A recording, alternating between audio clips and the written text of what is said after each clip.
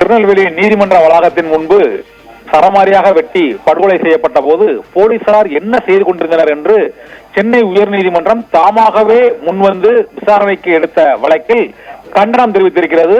காவல்துறையினர் எப்போதும் செல்போனில் தான் மூழ்கி கிடக்கின்றனர் என்றும் குற்றச்செயல் நடக்கும் போது அதை கவனித்து நடவடிக்கை எடுப்பதில் ஆர்வம் காட்டுவதில்லை என்றும் கண்டனத்தில் தெரிவித்திருக்கிறார்கள். மேலும் அந்த கொலை சம்பவத்தின் போது கொலையாளிகளை விரட்டி சென்று பிடித்த சிறப்பு எஸ்ஐ உய்யகொண்டான் பாராட்டுக்குரியவர் என்றும் நீதிபதிகள் தெரிவித்திருக்கிறார்கள்.